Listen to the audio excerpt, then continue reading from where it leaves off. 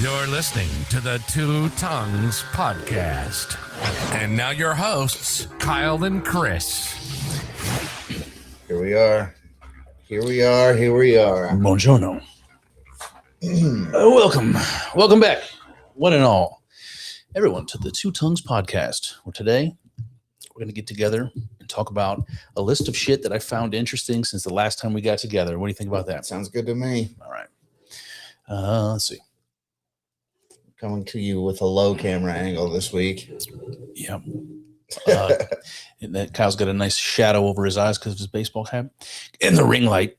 Not experienced productionalists. In any case, what's up, man? What's new? Not much.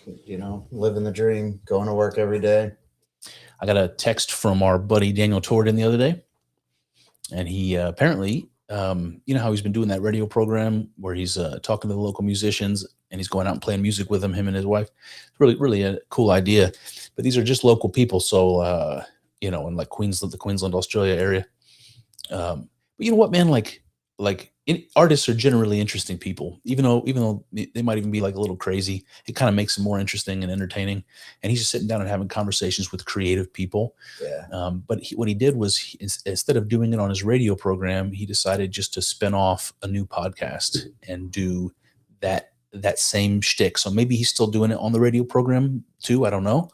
But it's called Muso Musings. Because of course it is. So yeah, he just launched that. I think he's got one episode, but the idea is just this is sitting down with another local musician and just having a long form conversation. So that's what he's doing. Muso Musings. If anyone's interested in that, it's very cool. Daniel's got a great British accent, and he's always doing something. He's very entrepreneurial, and yep. I wonder if that must be his personality type. But I also wonder, like, how much of that is maybe related to being a Jehovah's Witness? Yeah, because they do require those people to evangelize. You know? Yeah, I think they require a lot. I think more than just I think they require like work.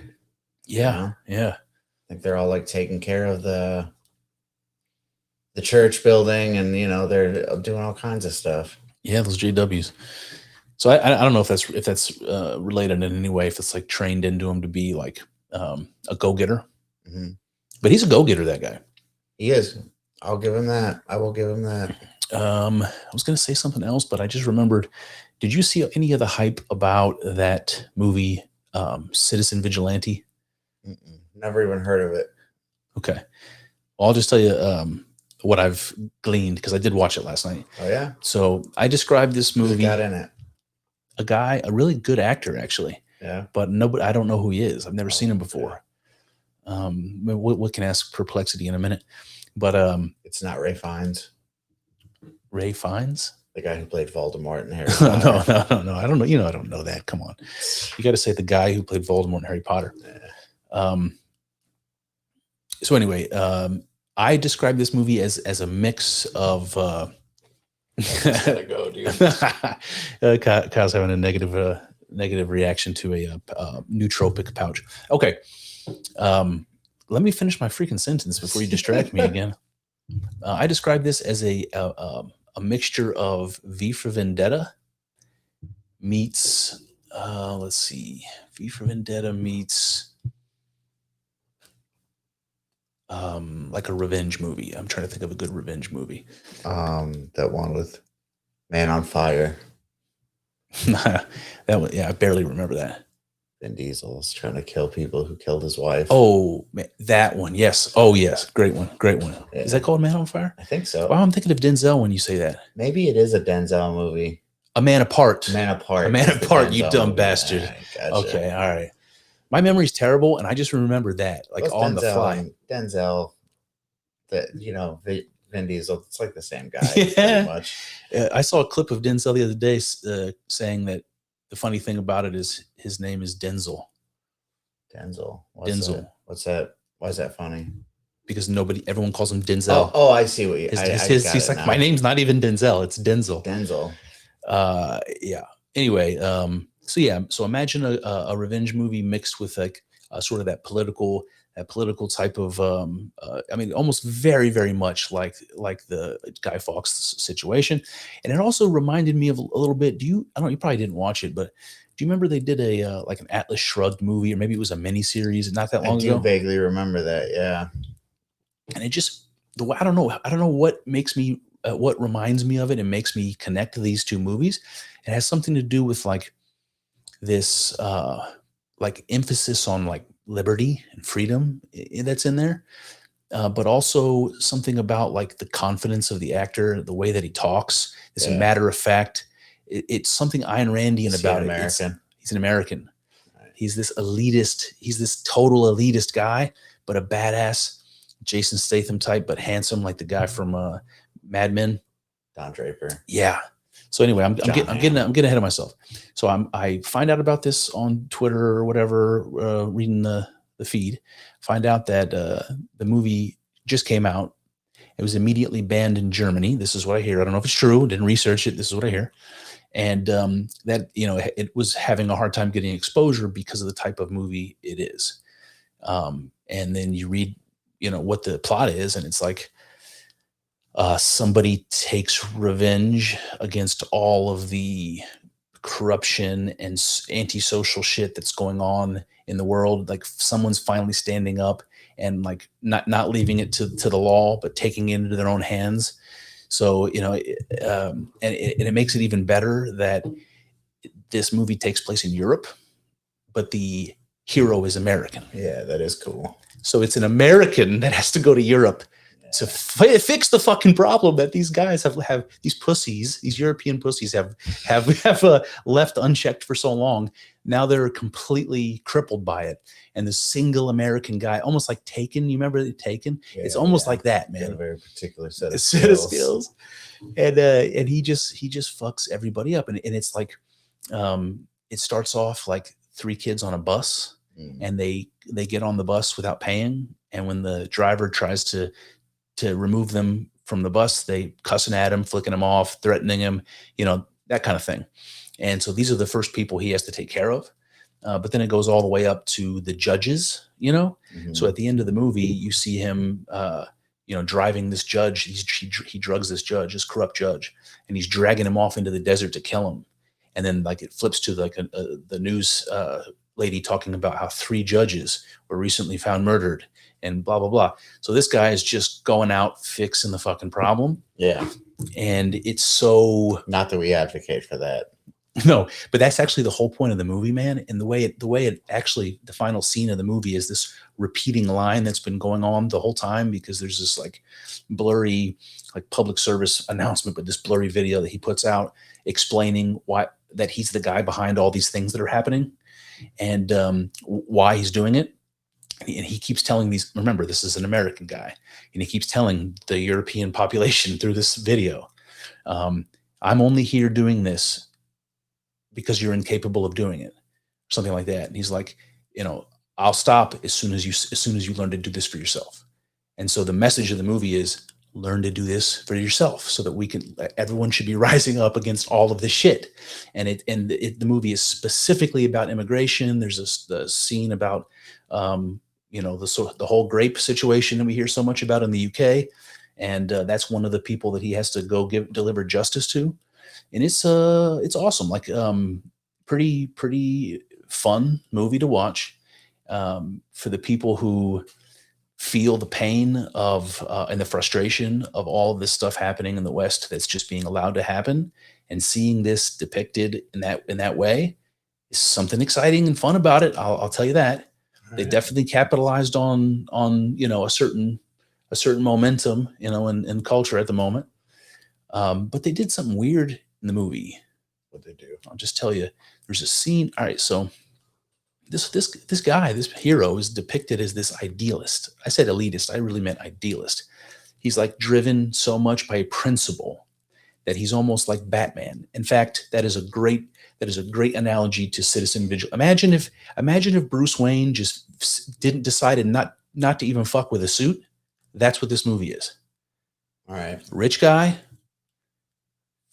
falls into a consciousness of all of these terrible social ills. He has the ability to do something about it, and he starts doing And it. he's a badass. He's a former military guy, badass, yeah. All right. But there's one scene in it that I was very, very skeptical about. Okay. And I don't Only know. one? There's I'll tell you. I mean, there's like lots of scenes in the movie that you would say are more inflammatory than the one I'm going to tell you about. Okay. But I'm just suspect of why the scene exists at all in the movie. So you got this idealist guy following these principles, and he's almost like a machine. He's like an Ayn Rand hero from one of those stories. He's like, he won't bend on the things that are important to him at all. Not to save his child, principled in an unrealistic supernatural way. That's how he's being depicted.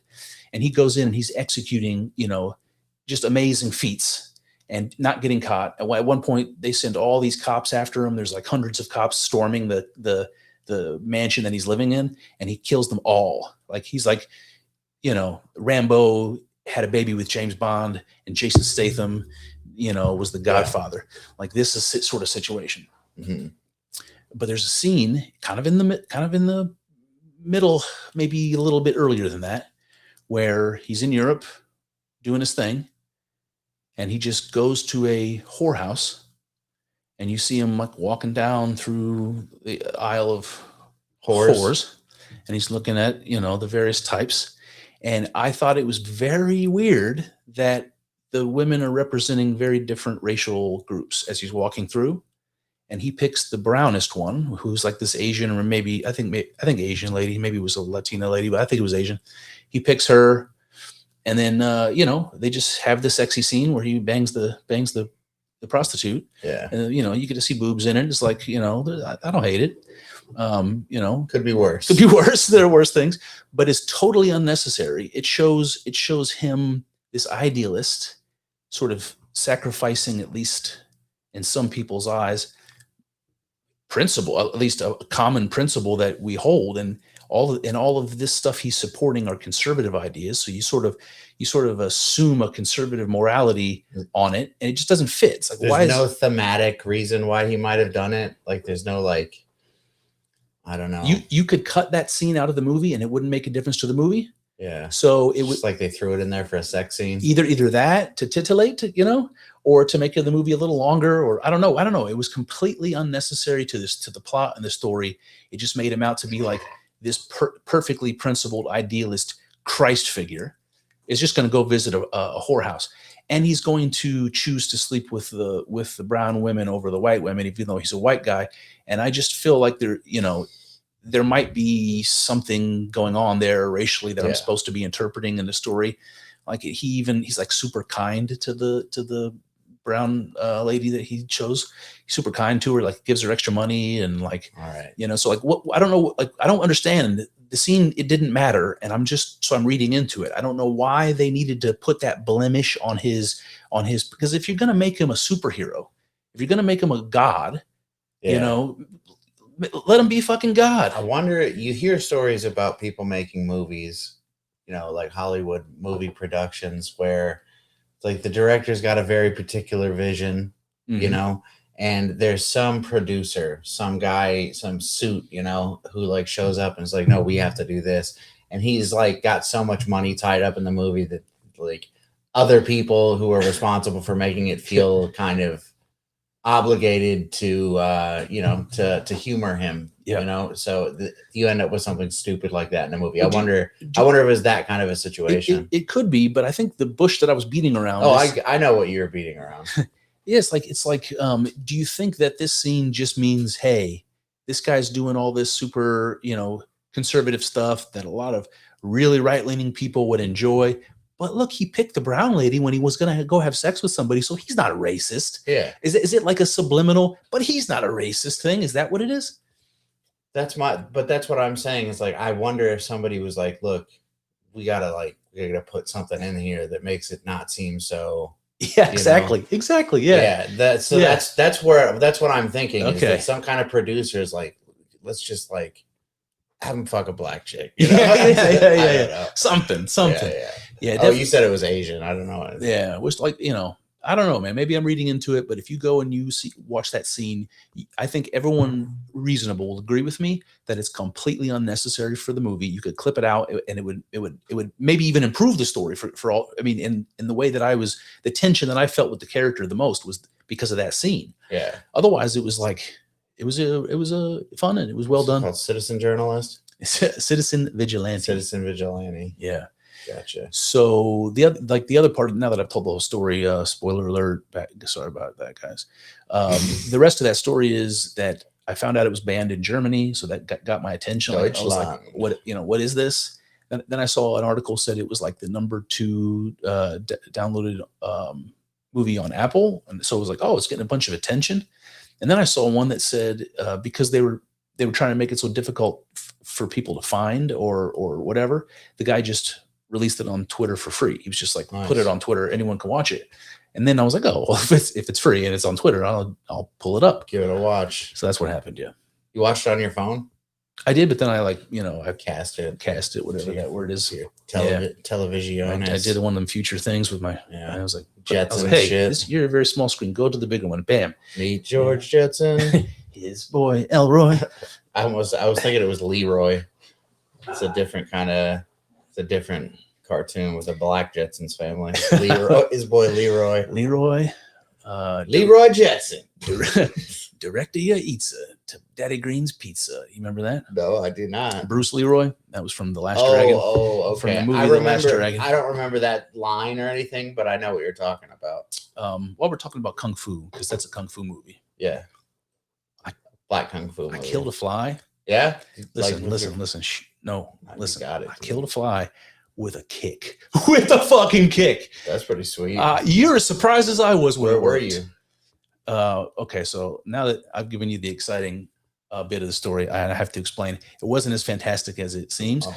So I was laying on the couch, and this fly kept landing on my head, and I was like, and it just kept landing on my head. And I was like, you're going to die. You touch me again, bitch.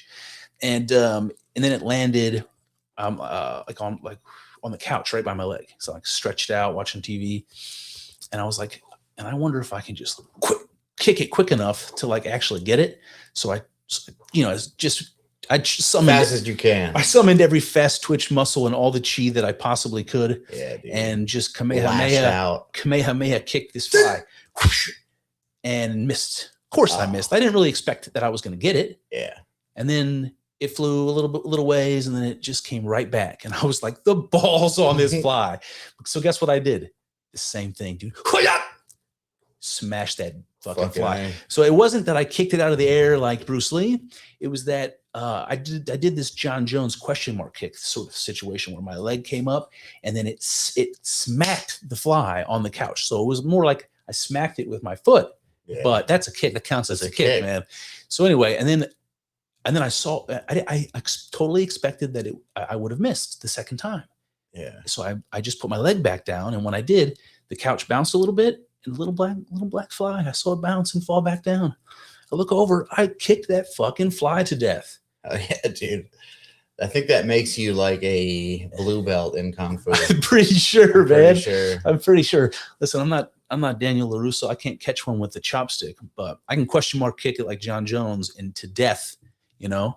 Yeah. So if you're a fly buzzing around annoying me, you better watch out.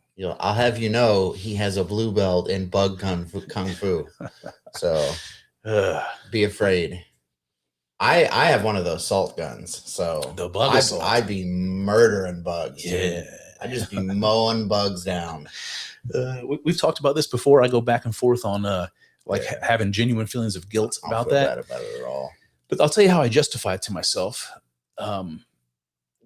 When they're in my house, I justify it just as though they're a burglar. Like you're are breaking and entering. You didn't get my permission. If you're in my house, you're dead. You know, and I'm going to live and let live. I'm going to be quite honest with you, Kyle. There's a spider in this corner. You see it right there? No, I don't. And there's one in this corner. In the way.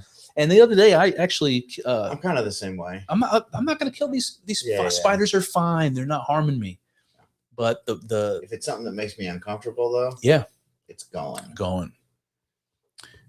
That includes ants. Like I don't want ants. I kill ants on site. On site, yeah. But yeah, spiders are more chill. I mean, if it's like a particularly big, nasty looking spider, I'm gonna get rid of that motherfucker too. Yeah, there's a certain level of ugly. Yeah. House centipedes. I generally try to get rid of those. Yeah, silverfish freak me out. Yeah, they're gonna get smashed. They say that house centipedes eat the other bugs though, so you shouldn't get rid of them. They just so the legs, you know, the way they move. Legs. Yeah, they're so fast. There's something primal about that. Yeah, I don't like it. Yeah, so they get got. Get why did I say it like they get got? I don't know. I was watching this documentary. Oh, I gotta mark this one off. We talked about this. I was watching this documentary. Apparently, this guy does a show. He's called it's called T's, like the letter T. T's Story Time, and I guess he does a bunch of videos about like. Is he trans? Different kind. No, I don't think so. That's not why they call him T. No, I don't think so. Different kind of American folklore. Okay, which is kind of a cool idea. So like I don't know what that means exactly. Like if he's talking about, you know, like urban legends, or if he's talking about things like, you know, Johnny Appleseed. Like I don't know what he means by American folklore. Daniel Boone. But I only watched one of these episodes, but it was about Mormon folklore. Okay. And I was like, well, that's very interesting. So of course I'm clicking on that. Mormon folklore. You just sounded like Mario. You said that's a very interesting. That's a very interesting. So anyway, so I learned something about the Mormons I didn't know. I never really looked into Mormonism very deeply. Yeah. I knew a girl in school was Mormon. She was a very nice lady. She was I knew some Mormons in high school too.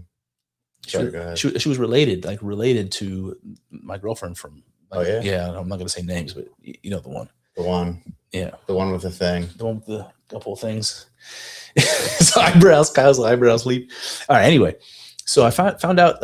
You know, okay. So some of this I know, right? So the Mormon shtick says that when Jesus died and was resurrected, he came back and he visited the people in Jerusalem, but he didn't just do that. He actually visited the lost tribe of Israel that lives in the United States. Yeah, yeah. Right? That's what they think. They think there was a tribe called, I don't know exactly if this is right, but I want to say like the tribe of Lehi.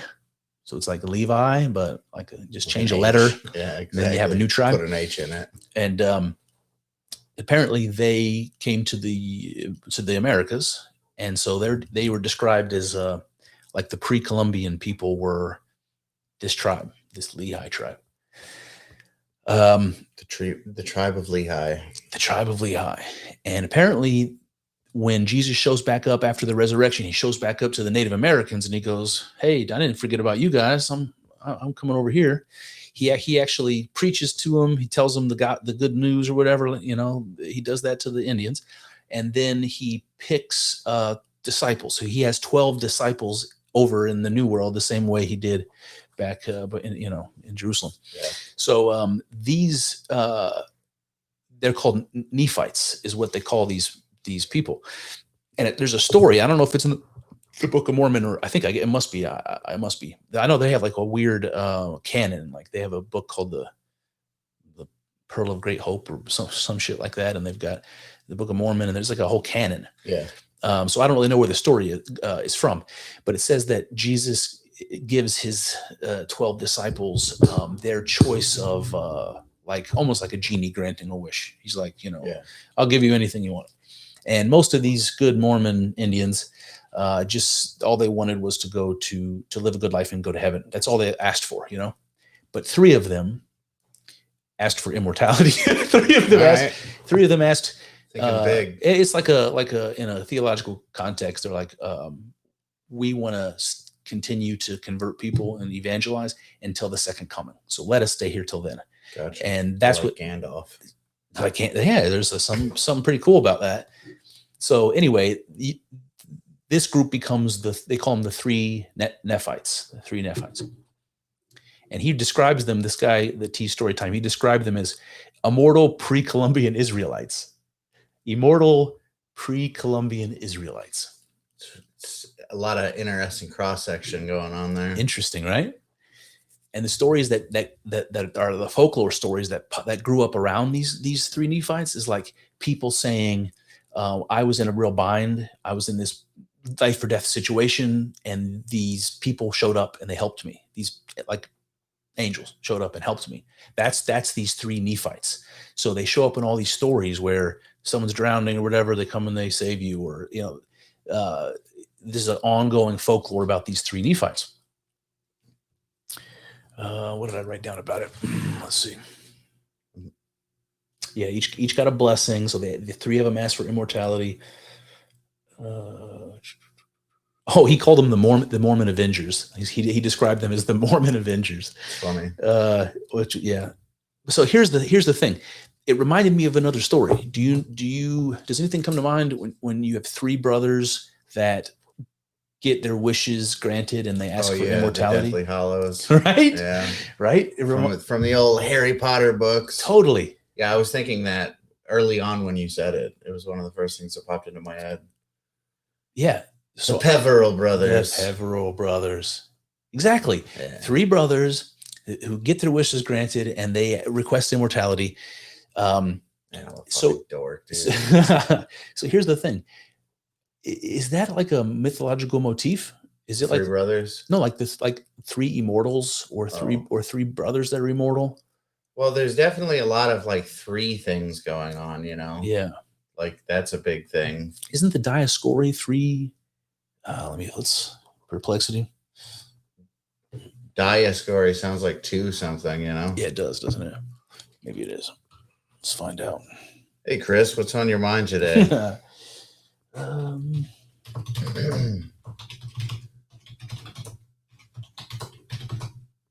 Typing away. All right, let's see what Perplexity says. I asked, is there a mythological trope about three immortals? Yes, it says the three immortals or triads of eternal beings appear across multiple cultures. Of course they do. They either govern fate, embody cosmic principles, or serve as immortal guides. Let's see.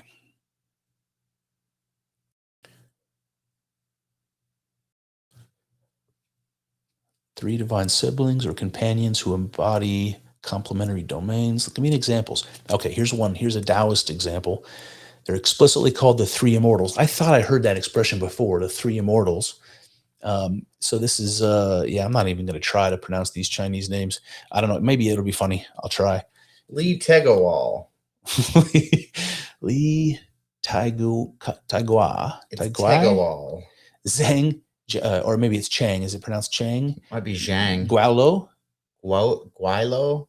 Guilo. Guilo? Isn't that a derogatory Chinese term for a white person? A racist term? That's hilarious. And then he Shangu.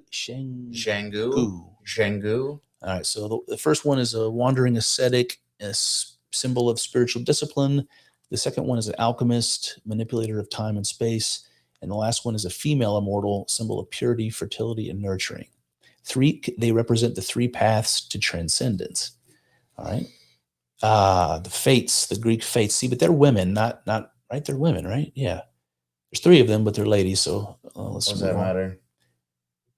I mean, the three brothers, I guess, is what I was. Oh, but I guess that's true. We did start, but it got like more. It got moved over to immortals. So I guess that's why I was kind of. Yeah, you're right. It did. So that would fit. Then there's a whole series of Greek divine triads: Athena, Apollo, Artemis, the Norse Norns. But again, those are females. But fair enough. The three fates, the Roman version, and then the Zoroastrian Amisha Spentas are often grouped in triads. But it exists in the Baltic fate triads, in pre-Islamic Arabia, the Alat, Al-Uzza, and Manat, again, females. We're again, the Celtic version, also females, Slavic version, also females. That's interesting. But immortals nonetheless. I mean, then there's also, obviously, the Trinity. Yeah, the Trinity, yeah. You always have to bring up Jesus, Kyle. I tried to. He's bringing up Jesus. Jesus. All right. What else? You said it, man. No one fucks with the Jesus. You know what that's from? Yes. That is from don't tell me. I won't tell you. It's from it's a bowling movie. You know it. You don't even have to say it. I know you know it. Yeah, I know it. The Big Lebowski? Yeah. Ha! Boom. No one fucks with the Jesus. I got a bunch more things, but what do you got? Anything? I did have something, but I kind of can't remember it. I told you to start bringing videos. You didn't bring in any fucking videos. Well, the videos that I watch are like stupid. I don't know that they would make for good like podcast material, you know? I mean, I watch a lot of like we know what you watch. Ladies. But you know, other than that, I watch a lot of dumb shit, man. I did have something. It had something to do with like God stuff, you know. I like God stuff. That's my jam. Stuff. I can't remember it though. It's really pissing me off. All right, I'll ponder on it while we're talking about the other stuff you got. While you think about it, let's see, where do I want to go next? That's kind of related to that, so I'm going to hold off. All right, so here's just a little tidbit that I thought was interesting. So you know how like the last time we got together, I was telling you that me and my daughter were watching a documentary about soap. Yeah, learned some shit about soap, and I like to learn things, man. It gives me like those endorphins or whatever. It feels good. I like learning. So, little tiny bottle of water. Little tiny bottle. So I watched this thing. It was basically talking about all the different types of beans. Yeah, and it was just explaining like the history of them and you know what they used for the culinary uses and all this stuff. It was interesting. Yeah. So I learned some things that I didn't know. All right. Do you remember hearing about, I think it's either in South America or Africa, I can't remember. There's like a large group of people that they get most of their calories from this bread that they make. And the bread comes from these root vegetables. They dig them up out of the ground and they like cook them and peel them and they smash them, you know, and then they put them in these bags and they twist these bags and it like seeps out, all the liquid seeps out. And they have to do that because these tubers are fucking toxic. They'll kill you. Mm-hmm. So the process that they go through is to actually pull all of the toxic shit out of the and leaving just the starch. Then once that's done, they dry it and grind it up and make it into bread. But that's like that's a huge source of calories for them. It's a very important food and it's toxic. So how they learned how to do that, how many people died in the process, I have no idea.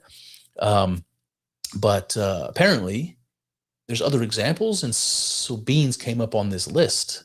I didn't know this. Did you know kidney beans are toxic? Did you know that? I didn't know that. And then there was like another type of kidney bean. It might have been like Great Northern or some Cantonellis or something. There's some other type of bean that's in the same family. It's larger, also toxic. Yeah. And if you undercook them, you can get very sick, right? So you have to, you know, cooking them well just gets rid of all the poison, no problem. But I had no idea that if you don't cook them well enough, you can actually hurt yourself. And then I learned lima beans are even worse. Their story is even worse. I think nobody likes those. Lima beans, do you know where they get their name from, by the way? Lima, Ohio. Lima, Peru. They're from Lima, Peru. So they're actually not even lima beans. True. They're lima beans. That's not true. They're lima beans. All right. Apparently, if you undercook lima beans, they have arsenic in them. Nice. So you're not just going to get sick. You're going to actually die. Yeah. And they've been such a critical food source for the people there in Peru since ancient times that they have slowly bred them to be less and less toxic to where the ones we have now are totally fine. But the ancestral ones, the heirloom varieties, if you undercook them, they will die. It's interesting. Makes me think of, honestly, especially the root bread, makes me think of dimethyltryptamine and like how it's like, how did you know that this root and this bark, if you brewed this tea together with these two things, like how did you figure that out? Can you imagine? Who told you that one? Can you imagine finding these, like being starving, living in the, you know, in the forest without any like any way of getting food easily, and you find out I don't have to like chase these animals and kill them or trap them or whatever. I can just dig in the ground and get these big juicy potatoes out of the ground and just eat those. And the first 1,000 people who do die, and these people continue like, well, what if we just cook a little? What if we put a little more salt like, on it? Nope, still dead. Okay, yeah. Well, what if we boil it? What if we put them in a bag made of like whatever it was, like made of like reeds or something, and we just twist them for a couple of days, just juice the hell out of them. Yeah, maybe like how many people had to die? Unbelievable. How little food options do you have to have where you're like, we're just gonna keep trying, just gonna keep. Oh, god damn it! Well, another mishap. It is what it is. Yeah, pretty interesting. So at the end of the podcast we did last time, I said something to you about those videos from the World Cup, and we didn't really have a chance to like talk about it. Which videos? The videos of the people visiting for the World Cup and loving America. Yeah. So we didn't really get a chance to talk about it. And then since that episode 2 weeks ago, I've seen like just a ton more of it, and like it's so much that you're seeing it on like the mainstream news and stuff like that. So what do you think about all this? And it just if it's not obvious, if you're listening to this episode years from now or something and you don't know what we're talking about, the World Cup coming to the U.S. in 2026 and bringing people from Europe and Asia over to the U.S. In a time where the political climate since COVID has gotten increasingly worse, the rhetoric has gotten increasingly worse, and people in Europe, their opinion of the United States is probably at an all-time low. Maybe maybe that's true all over the world, and they're coming here, and we're seeing these videos of people reacting, how amazed they are that the reality of being here is so different from the messages they were told and believed, leading up to this. So that's what we're talking about. Go ahead. I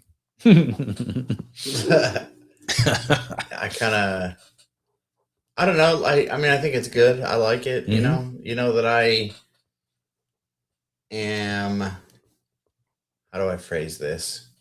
I don't love European people. We have heard. Yeah, sure. And it's because of this. You said that you think that their opinion of Americans might be in an all-time low, and maybe that's true, but they've always thought little of us. For a long time, Europeans have had this superiority complex about Americans, which I think is bullshit. I don't buy into that shit at all. I think that Americans are fucking awesome. Yeah. And I think that America is fucking awesome. Yeah, indeed. I wouldn't go live in Europe if you fucking paid me to. I would go visit Europe. I like Europe. I actually do like Europe. But it's just the snooty European attitude that pisses me off. With this, like, we're better than you. Yeah. And I think that we're way better. We would kick the shit out of you people if we had to. It's like, I don't know. I like America. I'm a proud American. Yeah. And when you start talking shit about America, especially when we pay all your fucking defense bills and we're taking care of you, we're daddy, and you're talking shit, like, we need to start slapping you little bitches around. That's really how I feel. I feel like, fuck Europe. But I do like these videos because it makes me know that these people are coming over and they're like, America is awesome. Yeah, exactly. America's fucking great. Yeah. So yeah, I like it. It does feel really nice to, like, I find myself smiling just at these people's positive reactions. Just like, yeah, bitch. Like, yeah. That's right. That's how we do it over here. This is good here. Yeah. And I really get a kick out of it. It really does make me feel like, in some ways, like, closer and connected to these strangers. Just because they, like, I learned that. What's one of the things I learned in like business school, and like sales training more. It's like, the best way to get someone to like you is to like them. All you have to do is show an interest in somebody, and they're like 30% more likely to like you. It makes sense. And that's what this feels like to me when I'm like, oh, they like what we're about. It's like, do you think that this, I know we've talked about this before, but do you think this, like a holier than thou elitism that you're talking about, the European attitude towards Americans, because I agree with you that it goes back a long ways. Do you think that is like a defense mechanism Like, because we kicked the shit out of them. was like Well, we really only kicked the shit out of England, but it's like if boy, I don't know. Like, I'm trying to think of an example. I don't know, man. Like, if I get too deep in here, I was thinking about The Rock. His dad was a wrestler, you know, yeah, and then The Rock comes from his dad and becomes 1,000 times greater of a wrestler than his dad ever was. That to me is the example. Like, Europe gave birth to the United States, and you know, Europe is Kronos and we're Zeus, baby, and we're king now, you know, and that they feel some resentment about that yeah. because we were their baby, and so they claim to be better than us But we're because of killing that. it. It's like, yeah, it's like they are better than us, but we're gonna just we're just gonna. Is there something like that Throw going a on? fit about it. Yeah, maybe. There could be Because something like that you going on. do see that with like nerds in high school as an example.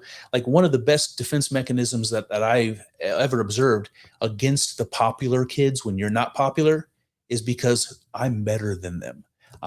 We are the smart ones. They're the dumb jocks or whatever. It's like, it's this elitism they put on as a defense mechanism. That's what I'm trying to say. Do you think there's something like that going on? Maybe, yeah. I think there could be something to that. I also just think that a lot of Europe was infected with like they just are much further down the Marxism kind of stuff, you know. Very true. They're just way more comfortable with that kind of stuff than we are over here. And that's, I think, the contrast to the liberty, the contrast from what they're used to what they saw here. It seems to have excited them. It seems to have like showed them something that they're missing. Yeah, you know. Someone should take these guys shooting. I saw some videos like that where Nice. these British guys went shooting because they never seen a gun in real life before, Yeah. and they were here, so they went to a shooting range. Oh yeah, and they were, you know, they were loving it. It was exciting. I want to buy a Desert Eagle, dude. I'm gonna get one eventually. One of these days, I'm buying a Desert Eagle. Oh, I mean, that's like a couple $1,000 handgun, but they're fucking. If you get one, fucking giant handgun, it's cool as hell. If you get one, let me know. We'll go to the range. I got to shoot mine more. I've got guns already, but oh well, yeah, we should go to the range. Yeah, let's do it. There's one not far. I mean, not terribly far. Yeah. But I am getting a Desert Eagle one of these days. So it was definitely the guns, definitely the food that seemed to be a big hit for a lot of them. The portions, the air conditioning that seemed to be a big hit. The unlimited refills on drinks. Yeah. Yeah. And they're having like a historic heat wave in Europe right now. It's affecting a bunch of different countries. I think the Europe is in England right now. It's like in the 90s, and nobody has air conditioning. It's crazy. Like, I remember when I was a kid not having air conditioning. It sucked, dude. Yeah. I don't know if like what you guys did. You know, like if you live someplace like in Iraq, they just sleep on the roofs of their house. That's what it's so hot. They go up on the roof of their house and sleep under the stars. So one of the things that we did when it got hot in the summer with no air is we'd like take a shower, you know, like either like to cool down with cool water, or even if you just take a hot shower and you get out, you know, if you stay in there hot enough to acclimate to it and you get out, even if your house is 88 and your body is 90 from being in the shower, it still feels cooler. So we would like just basically get wet, and then we would, you know, like turn a fan on and just sit right there. And while you're wet, and then you'd feel, you know, that you just feel so much more cooled off, and that you just hope and pray that you fall asleep before you dry. Yeah. You know? Do you remember those sorts of things? I do remember those sorts of things. We always, we never had central air, but my parents would have a window air conditioner unit in their bedroom or something. And if it was really hot, we would all just like sleep in there, you know? But there were nights where, you know, it was still hot, but maybe not hot enough to do that. And so, yeah, you just basically you just suffer. I mean, you can do like little things like that, but eventually you're just going to have to like tough it out and be hot, you know? Yeah. I remember on the street I lived when you and I met, I don't know if you remember, but in the back there was like a patio, and it was covered. It had like a tin roof over it. So there were nights where it was hot, where I would sleep out there. Oh yeah. Yeah. Would you bring a mattress out or something? Like a sleeping bag. Oh, all right. Yeah. Or if it was raining, because in the summer when it was like nice enough to sleep outside, and it was raining on that tin roof, it's hypnotic. Hypnotic.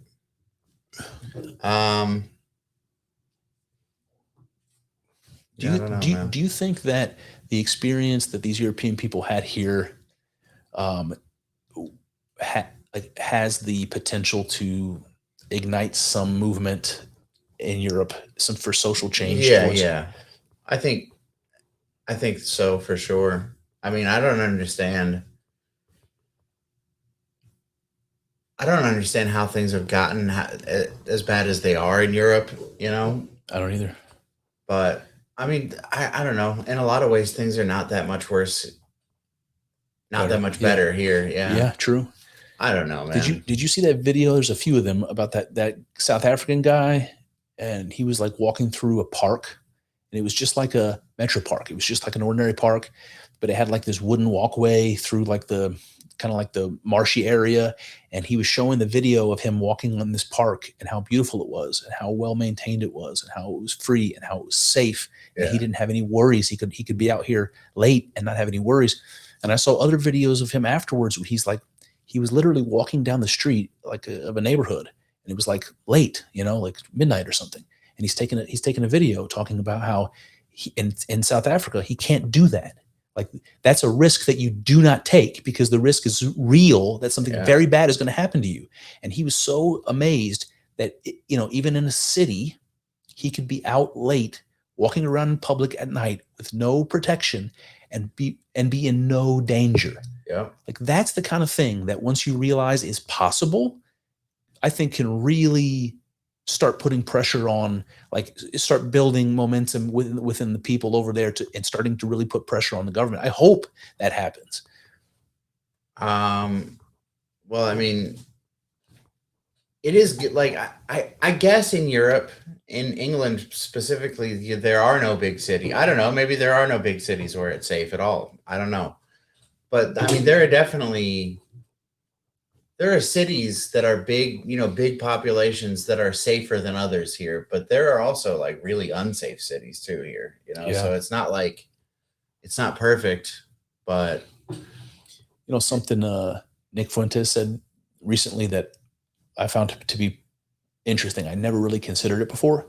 Is he said that this is just like tangentially related to what we were just talking about, but he said that the reason why it's so expensive to live or to live in a safe place is because it's not safe to live in inexpensive places. He's like, it's supposed to be that the older communities, maybe the ones that are closer to downtown or something, like these are supposed to be affordable houses for people starting out, like starter homes and things like that they can live in and afford to live in. And then they can, save up money to upgrade. But now all of these low tier houses are completely unsafe neighborhoods, terrible schools. So it's like you literally have to pay a premium, a significant premium, just to go live someplace where you can have the basic needs set. And I just never considered the fact that how it might not be so expensive to live if the inner cities were like places people could live, and they're not. I mean, people live there. I understand that, but they're not. The sad thing is, it's not even just inner cities anymore. It's like it spreads, I don't know. Imagine if we had a Bukele guy that became in power here and just started throwing people in jail and insane asylums and until it was literally the safest country on earth. Imagine if all of a sudden you all of these like prime areas to be gentrified or whatever are suddenly safe for like young people to live there. And, I'm just picturing one of these like cartoons or Disney movies where like you remember in Beauty and the Beast when the castle at the very end, when the spell is broken and the castle's all dark and gloomy and all the statues are gargoyles and the light shines on it for the first time and it just all transitions into like, rather than being dark and gloomy, shiny, it's bright. Beautiful. All the statues turn from gargoyles to angels. I'm just wondering like what kind of rejuvenating impact that might actually have if it were safe to live in places like that. It doesn't solve the school problems necessarily, but if it were just safe, if it were a viable option for a young married couple to live, in an older house, in the inner city somewhere, what if those were just fine neighborhoods? Yeah. What if? What if? How do you make that happen? I mean, answer that question. Yeah. I was going to say the resistance to gentrification, even that word gentrification becoming like a slur, basically. Yeah. There's resistance to it. It's like somebody in society who's powerful enough to invent a word that we all adopt and use, gentrification, has made that a sin to try to improve old rundown neighborhoods. Yeah. To try to inject, money and elbow grease into them. No, it's like a sin, Why do you think that is? Great question. What does that serve exactly? They say that it increases the value of these places because people are investing in them, and then the people who live there can no longer afford it because their values are going up. That's what they say. Like these people are renting or something? I assume in places like New York that's true, and that's usually where you hear these stories. Not exclusively. It's like in every city, but yeah. I don't know, man. I just have a hard time feeling bad, For gentrification? Yeah, it's like, oh, I'm sorry, your neighborhood's getting nicer, it's getting safer, Mm-hmm. I just don't really feel that bad about it. You shouldn't have to apologize for that. Yeah. I don't know. I mean, I guess I can understand if it does drive the rent up and you get driven out of a place that you've been forever. I can understand why that sucks, but I also think that it's like improving. Like it's a general improvement, even if it's maybe not for you. Yeah. But maybe that does suck for you. I'm sorry. Well, but I feel like generally it's good. Yeah. If you own a house rather than rent. Yeah. And people are like investing in the community, and all of a sudden your house is 20% more valuable than it was, and you've done nothing. Oh yeah. You would think that that's something you would be grateful for. Now, I realize that a 20% more expensive house means the next time they reevaluate my property taxes, I might now have to pay more taxes than I used to. And some people that might create a financial bind. But even those people, if you can't afford to pay the taxes now that they've gone up, then you sell your house that's now desirable. You make a bunch of money, that came out of nowhere for you. It's a windfall for you. And yes, you do have to now find a new house, and maybe you can't afford to live in that neighborhood anymore. And that's a reality, I suppose. But that doesn't seem like, that just seems like how things work. Shit happens, man. Yeah, it's like I'm sorry you have a windfall. Now you have a nest egg that you didn't have before. We're supposed to just make it to where shit doesn't happen. We're supposed to make everything so controlled that there's no room for things like that happening. You know what I'm saying? Yeah. It's like, then everything's just going to suck all the time. Yep. And it's funny because it's the liberals that tout that sort of ideology, that sort of idea. And the liberals are the ones that are supposed to be the creative ones, like it's the liberals are the ones that have that personality type that they're supposed to, that's why they want, communist revolution, because they're perfectly fine with the idea of recreating. They're creative types. Usually they're open-minded. Usually that's what makes a liberal progressive, and progressive. But they have no imagination there. It's like, no, we can't let the inner city transform. We have to keep that just like it is. That's an interesting observation. Yeah. It's like, I don't know about you, Chris. I'm not so sure. No, I'm just like, I don't know, just pondering the issue. Ponder away. I mean, I'm not really pondering. To me sounds like a type of drumming technique. Pondering. Yeah, do a little bit of pondering. Are you gonna switch? Yeah, for sure. Pondering. All right, so I have a topic on here about neo-paganism. Let me see what it is, so we can turn to a little bit more of a serious topic. Oh, this was interesting. I was watching something about neo-paganism. Let me just finish reading this. Oh, I was watching something about neo-paganism. yeah, talking about I think it was Religion for Breakfast was one of these YouTube shows that I like, just like a PhD guy, religious professor talking about it.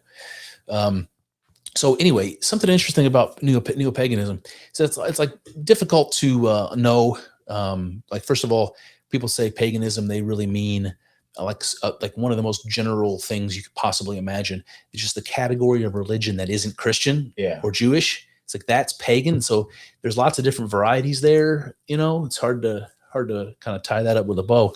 But they were saying that with the people that do like the neo-pagan people that try to like continue those traditions today and all that, that there's this interesting thing that people don't realize that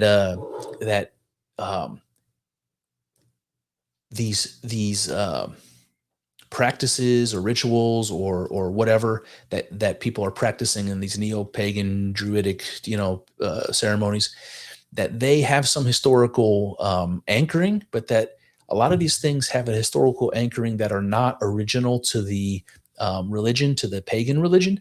They're actually reactionary to Christian influence. So like when the Christians were coming in and starting to influence the pagans, there was like a sparks were flying. There's kind of new things that are happening as a reaction, and so many of those things are the things that we have access to, that we think, oh, this is what the pagans were about. And one of the examples they gave was like, it's not the Yule log, but it's related to the Yule log. So when I say Yule, you immediately think of like pagan Christmas stuff. And I don't know all the ins and outs of it, but there was an example in, I think it was like Estonia. They were saying the people in Estonia, in Finland, and some other place, Latvia, is that over there? Mm-hmm. That those people were some of the last people to convert to Christianity, Okay. which I found to be pretty interesting. And one of those people has a tradition that's called I'm going to mispronounce it for sure, Bukulu or something like that. Bukulu. And it's like a giant log or a dead tree that they would like drag in to a space to have like a ritual that they perform. And they'll do things like there'll be like a hole in the tree, and they'll like pour libations into the hole. They'll give like food offerings into the tree, and then inside, sometimes they'll like inscribe things on it. Then they'll burn it, and it's a Christmas tradition. It happens around the Christmas season, so it's related to this Yule idea, this burning of the Yule log, which is a Germanic tradition. But he argued that this idea of burning a log or whatever, like this, there's no record of this that's pre-Christian. All of these things the earliest records we have of these Bukulu and Yule logs and stuff like this come from Christian sources, either Christians talking about, but the point is that they'd already made contact, and these weird anomalies were happening because of that contact. And so there's really the implication is there's really no evidence that even something like the Yule log, and I don't want to be too specifics about that because they were talking more about this Latvian version or whatever, but there's no evidence that the pagans ever did that until they had contact with Christians. And so whatever developments happened, during that period of contact is what we have the most kind of memories of. And what they were like before contact with Christians, we have almost no memory of. Yeah. I just found that very interesting. I had no idea. I thought things like maybe this is less true in the German example, but I just thought things like the Yule log were ancient pagan traditions that had to do with the solstice, and they got associated with Christmas much later.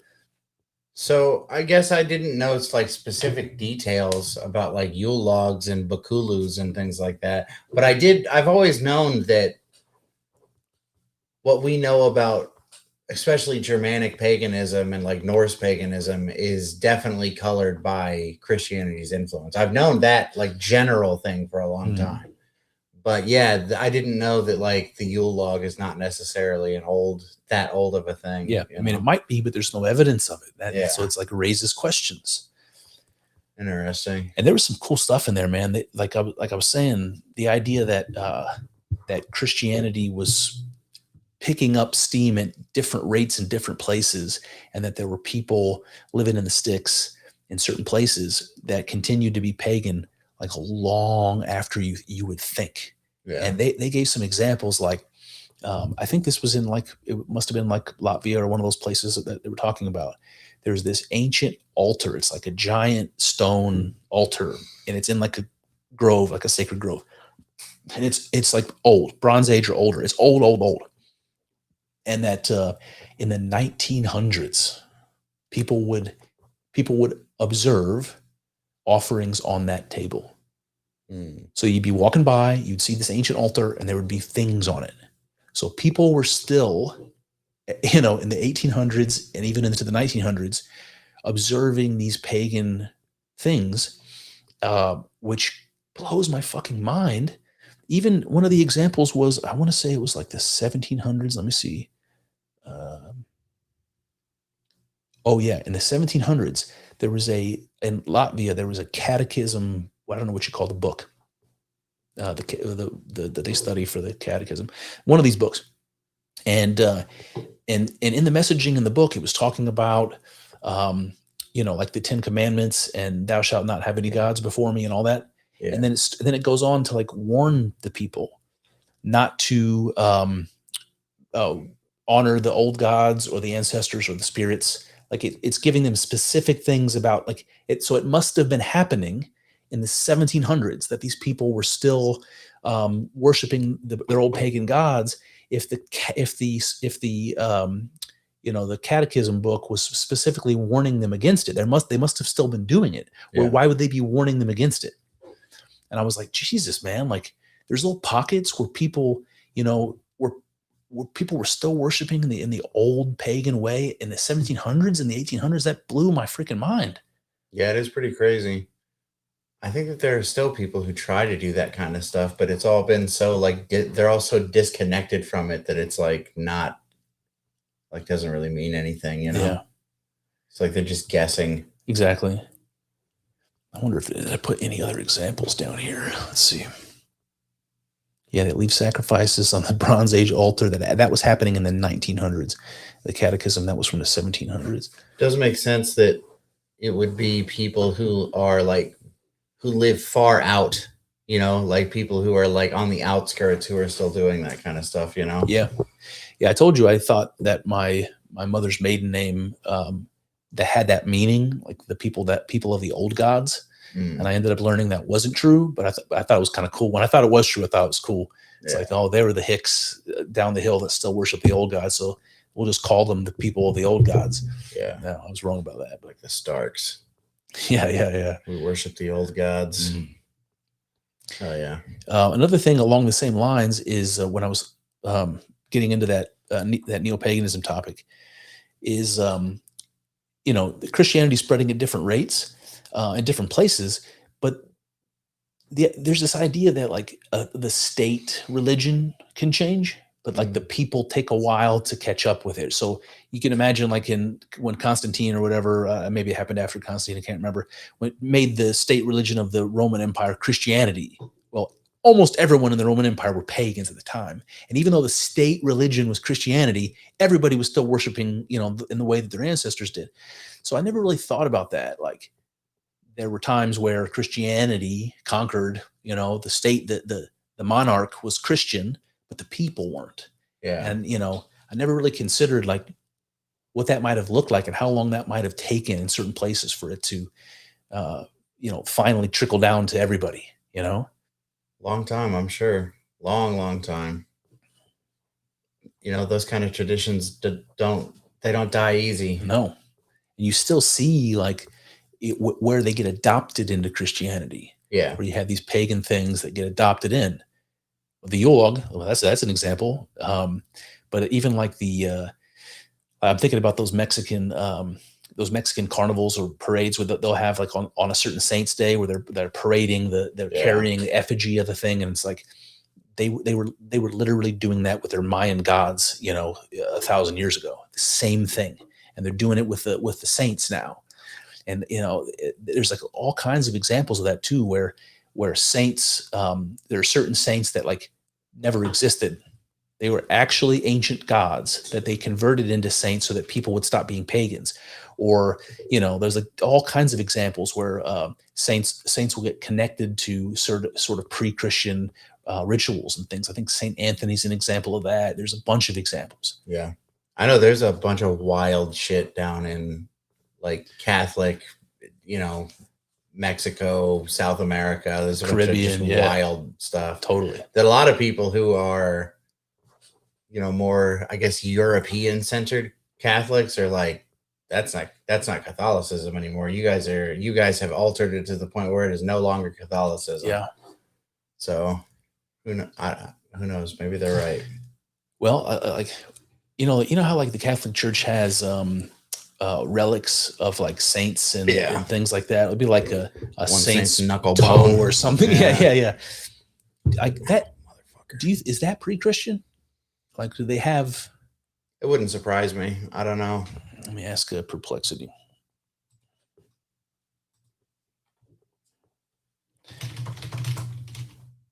Some holy man's sandal. Wouldn't surprise me if that predates. Not in the Christian sense of body parts.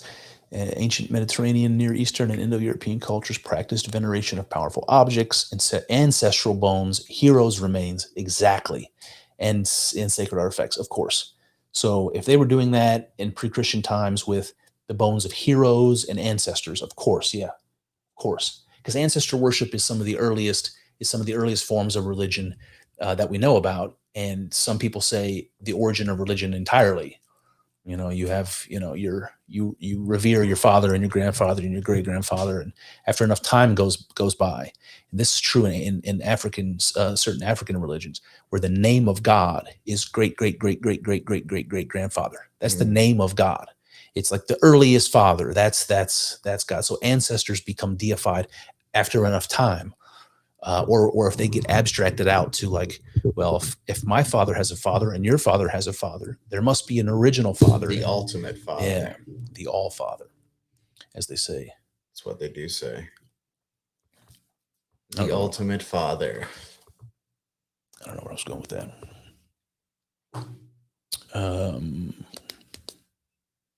Got a couple more religious ones I can talk about. All right. See, how do I do this one? Let me save this one, and we'll do this one. Okay, so I was thinking about how this idea of God comes about.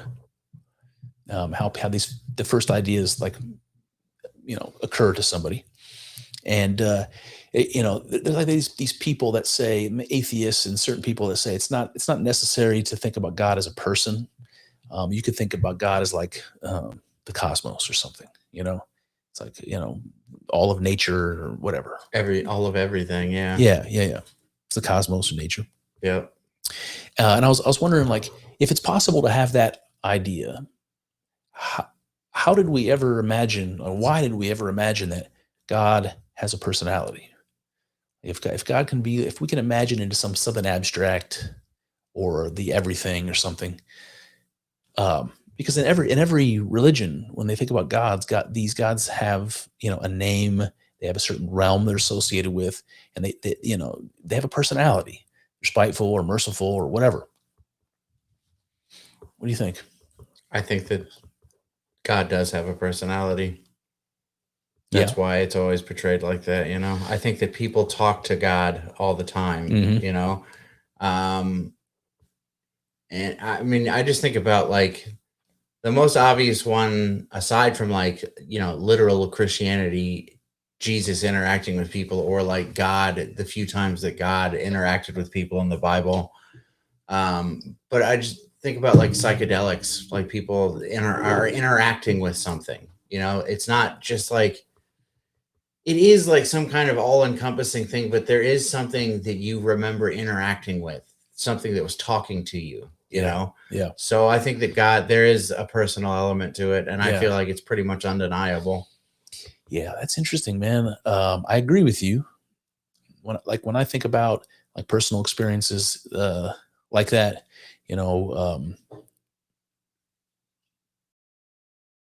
I would say that there have been times where I felt like there were like messages that I was getting, and it wasn't necessarily words I was hearing, but I think that still counts as communication. Mm-hmm. It still felt like that. And then there's this like Jungian thing where Jung will say when people talk about spirits or gods, what they're describing are personalities. What are you missing? Nothing. You're good. So it's not that you're giving God a personality, or you're like, for the purpose of telling a story or something.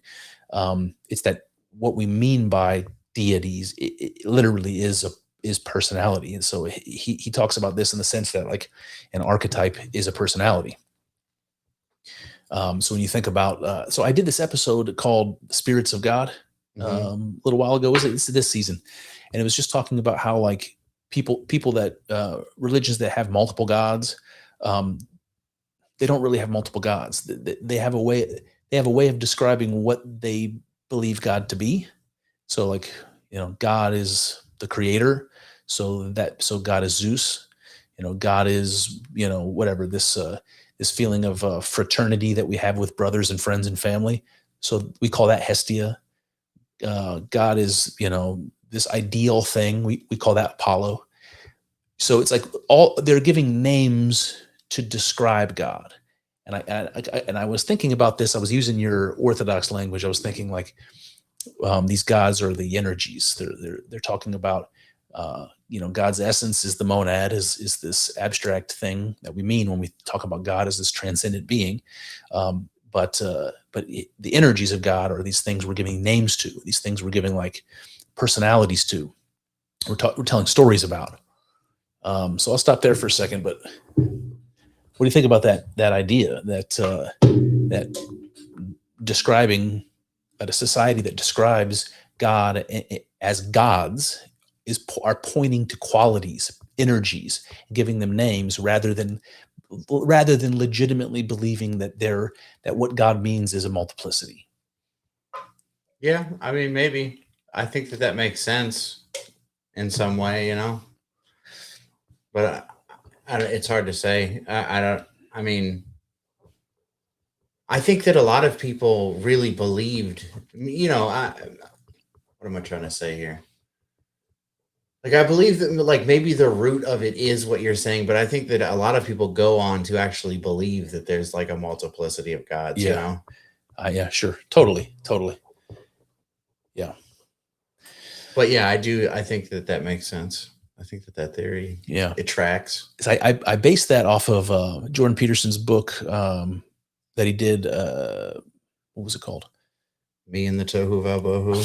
The one he did. We Who Wrestle with God. Yeah, we who wrestle with God. Yeah. Because it's called Personalities of the Divine or something like that's like the subtitle, something like that. He talks about like the stories in the Bible that describe God, and like each story, God's acting in a different way, and each story is describing a quality of God. And I made this connection to the way that we talk about angels. The Bible talks about angels, because people don't realize like Michael, Gabriel, all these Raphael, all these angelic names, they mean things like the power of God, right? So like the angel is the this of God, the that of God. And I always felt like this idea of angels is just eerily similar to a polytheism to me. It's just always felt really like we're really we're not miles apart here, man. I mean, I guess. I guess I see what you're saying. I mean, I think that there could be ways to view it that are very different. Yeah, totally. So, yeah. But this like Jungian sort of thing where he'll talk about like Ares, the god of war, and that anger, that spirit, that how you feel yourself being overcome by the spirit, and how you when you get angry, and we talked about this before, you're acting in ways you wouldn't otherwise act because something's different, right? There's something in you that's changing you, and this is a recognition of a personality. It's like a way of being. Like, this is a way of being. It's not ideal. It's not something you can maintain forever, but you can embody that. You can embody Aries in a moment, right? You can become vengeful rage and anger and all this. But the experience of that is like how people would talk about a spirit, being possessed by a spirit or something. And the spirit itself is a personality. Like Aries is a personality. The spirit of rage is a personality. Yeah. I don't know, man. I was just like kind of just stunned by that realization that when we talk about gods, divinities, and spirits, it has a real connection to a distinct personality or series of personalities. And so when you ask the question, why do we imagine God as a person, like with a personality? Well, there's something about this that I can't really understand all the way, but it's fascinating to me that we understand spirits as personalities. So each one of, and there's more than one, like each one of these personalities or archetypes, as Jung would say, are qualities that we can associate with the divine. Mm-hmm. But then trying to imagine the divine as the spirit of Aries is difficult. Not for pagans, but for Christians is difficult. Yeah. Because that's something that we put into the realm of the devil, and we don't allow God to be the spirit of. Well, I guess we kind of do, Sodom and Gomorrah and all that. Yeah, for sure. Yeah, there's a time and a place, Mm-hmm. That's definitely interesting. I like it. Yeah, because I do toy around with this idea of an impersonal God, of a God that's. I talked about God as a process before a lot, so I toyed around with this idea, but I don't think you can divorce the idea of God from personality. That's all I'm trying to say somehow. Yeah, and that's a strange thing. Strange thing. You can't divorce God from personality. What does that mean? I don't know. Well, I mean, I think that it means that there is some kind of a personal element to it. Totally. Yeah, it is inseparable. What do you think about just my use of this language about talking about making an analogy between polytheistic gods and the energies of gods, and the way the Orthodox Church talks about God's energies versus Wait a minute, can you say it one more time? Say the whole thing over. So I'm making an analogy between polytheistic gods, like the ancient Greek gods, okay, gotcha. and the energies of God as described in the Orthodox sort of doctrine. I mean, I don't know enough about either, honestly, to really speak on it in an informed manner, but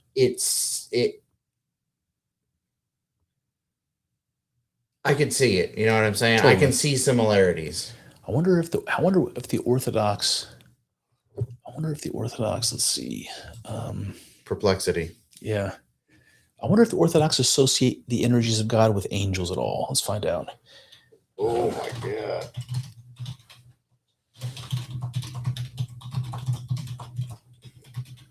Let's see. Yes, boom. Eastern Orthodox theology explicitly connects the energies of God to angels. Unbelievable. I like the Eastern Orthodox Church, man. I don't know if these are specifically like Greek elements that I like this idea of the energies of God being really a hop, skip, and a jump away from from a polytheistic system. Yeah. The idea of theosis, the idea of kenosis. I like all this, man. Yeah. I understand why you do. I'm trying to read the rest of this. Oh yeah, hold on. Eastern Orth. Oh no. Sorry. Theology explicitly connects the divine energies to angels, but not in a simplistic angels equals energies way. Damn. Instead, angels are understood as created beings who participate in, manifest, and transmit God's uncreated energies. Angels manifest as energies. Yeah. Okay. I don't know if I make a distinction, but super interesting. On the uncreated operation of God, that's how they describe the energies. And angels are creative intelligences who receive and mediate those energies. Yeah, I would be curious to hear what an Orthodox person would say as to why they make that distinction. Why can't angels literally be the energies of God manifest? Well, I mean, some of it probably just boils down to dogma, and it's the fact that angels are explicitly created beings in the Bible, and the energies of God they're part of God. They're uncreated. I see. By nature. Yeah, I find that interesting too. This created and begotten, how this becomes such an interesting theological tension with people. Yeah, like the Muslims are so hung up on this idea that God is unbegotten and doesn't beget anything. It's very important to them. It's like, no, he doesn't beget anything. Doesn't it seem like he begets everything though? Yeah, it does, doesn't it? It's like, how do they argue with that? That's another thing on my list to talk about is Islam, because I was going back and forth on doing an episode about it. Yeah, and I was like, it's a good way to get yourself. Well, yeah, we're already on everyone's shit list. Yeah. Then the last people you want to be on their shit list is the Muslims, Yeah. like they'll do something about it. Yeah, true. They don't fuck around. Well, that's kind of the point. I mean, like the point is I love religion. I love learning about religion. It's like my passion. I've always had that interest. And Islam is the only religion I've ever learned about that I ever had any motivation to say negative things about. So like this idea about wanting to do a podcast about it and kind of going back and forth on whether I want to, is because I don't talk bad about religion. And if I do an episode on Islam, it's going to be negative about Islam. It's going to be bad. I'll be professional and fair, but nothing is going to be good about what I have to say. How are you leaning towards doing it?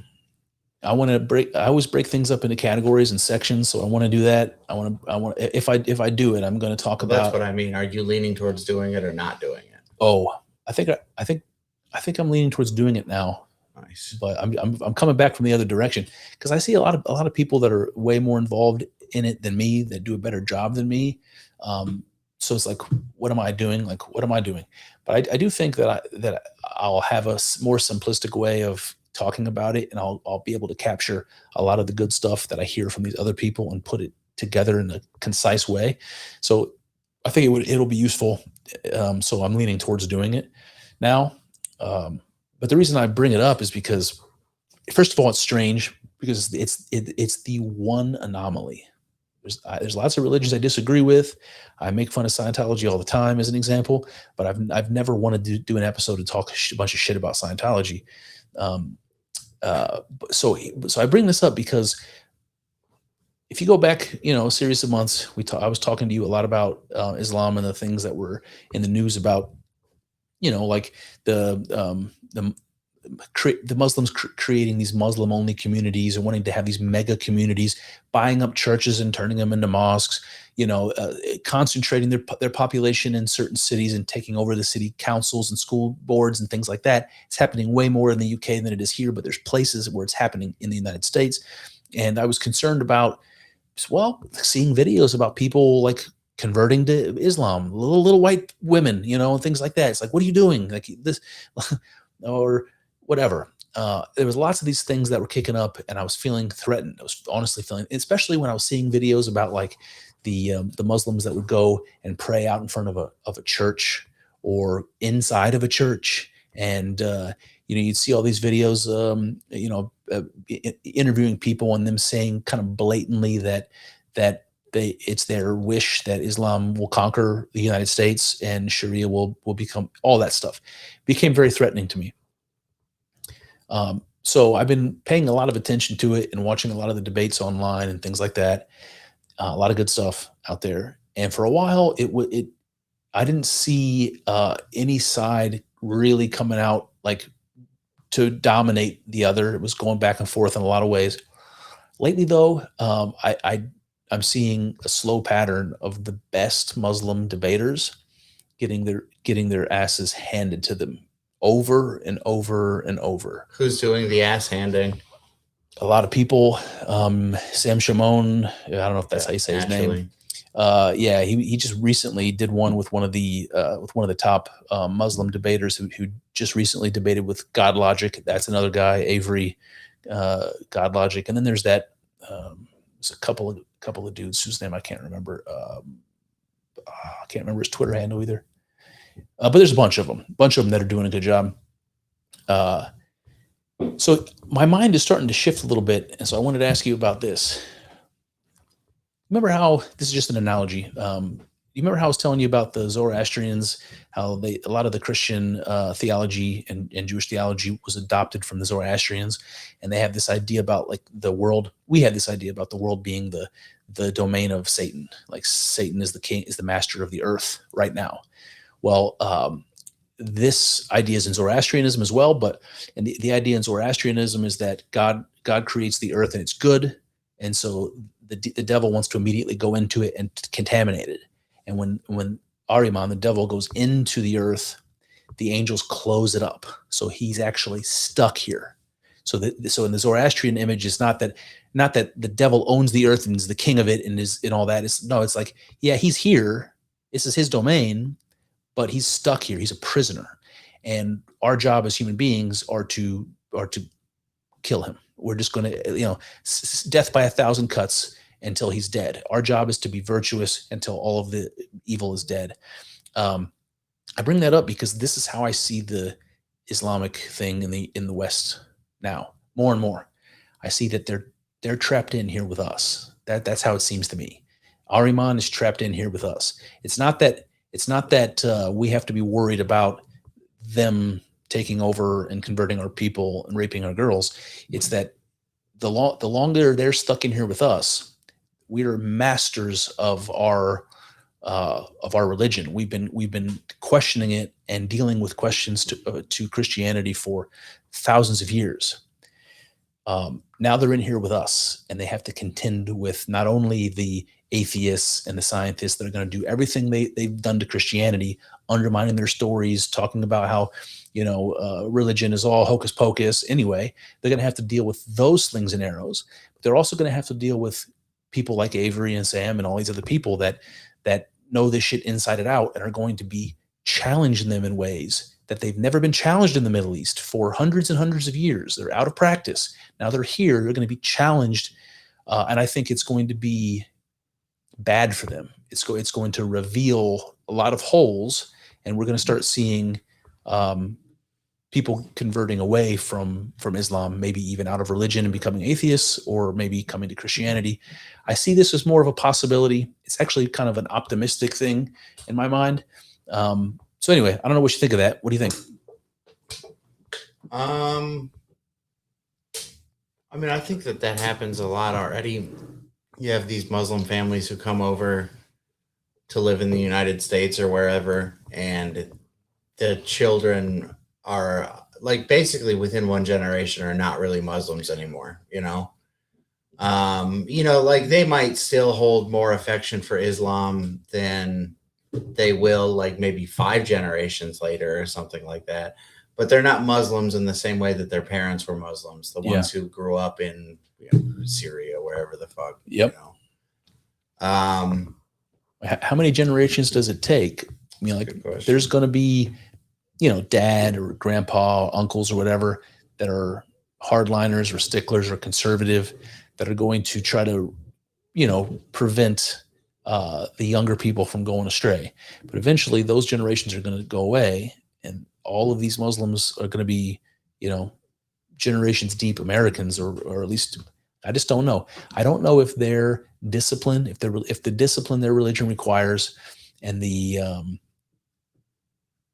I don't know if I'll say more than that, just the discipline that their religion requires will overcome that, or if it will be overcome by the powers of the West. And I'm just more hopeful that it will now than I was even just a few months ago. It requires a lot of discipline, and it also has just like, and to your point about, Sam Shamoun and all those other people, and like just the access to that kind of information. David Wood, I think, is the other guy. So like, it's just, people, like I said, these kids are growing up, they're already less Muslim than their parents, and then they have access to all these things. And it's like, why do I want to be a part of a religion that asks so much from me? And then they see Sam Shamoun, and it's like, okay, none of it even makes sense. I can tell you one of the things that I heard in a debate that I found to be powerful was a Christian describing to a Muslim that that sin has a price, and that the Bible says that the wages of sin are death, so that that death is required, right? And Jesus provided that sacrifice that required death, so that we have that salvation. So Christians have a certainty of salvation that Muslims don't have, and Muslims are afraid. They're told to be afraid. I mean, we're told to be afraid. Like, fear of God is fear of God, right. Absolutely.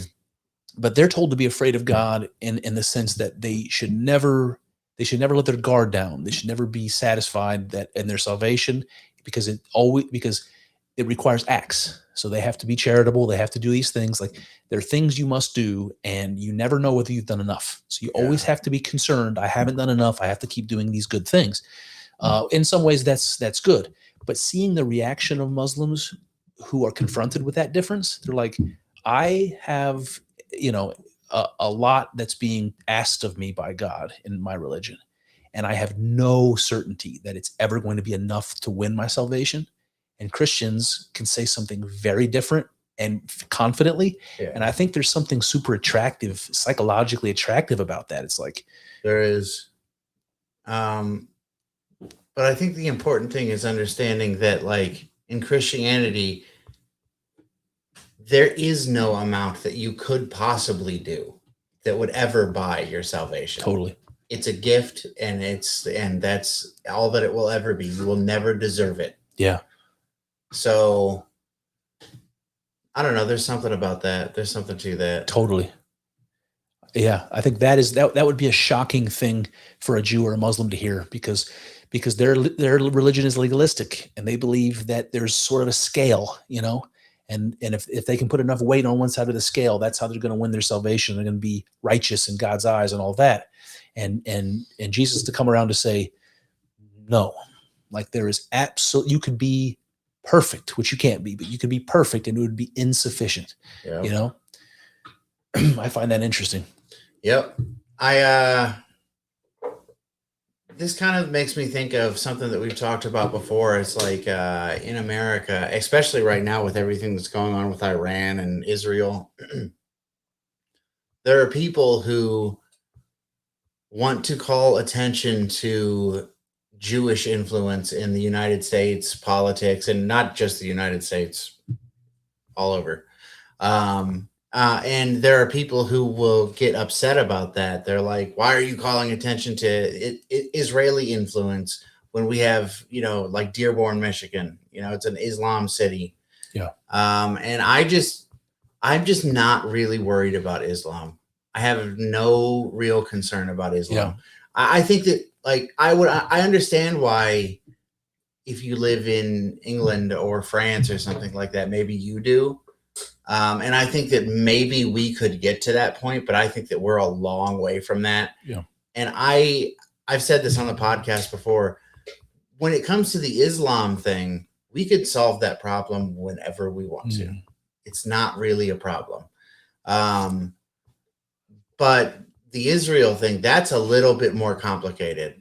Like, they are deeply entwined in the power politics of our country. And Muslims aren't. Muslims have no influence over that kind of stuff. We're not sending, I don't know, maybe. Actually, it wouldn't surprise me if we are sending a shit ton of money to Muslim countries, but I think we are. Yeah, I think we are too. But it's just not like that established thing like it is with Israel. Like, it's just a foregone conclusion that Israel's going to get like $2 billion every year, whatever. I don't remember the numbers, but yeah. And just like all the military aid and shit like that. But I'll tell you what else pisses me off about Islam before we leave the subject. Islam claimed our prophet. Yeah. They took Jesus, they took him for themselves. Like, he's not God, but he's a pretty good guy. And not only did they claim him for themselves, then they turn around and point their finger at us, who had Jesus 600 years before they did. Yeah. Point at us and say, we're wrong about it. Yeah. And I just find that to be brazen and like disrespectful to I mean, imagine doing it to them. And this is what I would like to do. I would like to start a religion. I would like to receive a I revelation. knew you were going to go down this road eventually. I'd like to start a religion. And what we're going to do is we're going to claim Muhammad as our own. Mm. He's our prophet. We're going to say he's not the final prophet like the Muslims think. He's not. He's like a minor prophet. Yeah. He's definitely not what they think he is. But the thing is, we know the truth about Muhammad because we got the latest revelation. So God is fixing all the mistakes that were made. So I want to do exactly what they have done. I just want to do it to them and see how they fucking like it. Yeah. We're gonna take Muhammad as our prophet. We're gonna say, listen, when Muhammad said that Jesus wasn't the Son of God, and when Muhammad said that God is not begotten and hasn't begotten anybody, so clearly could never have a son.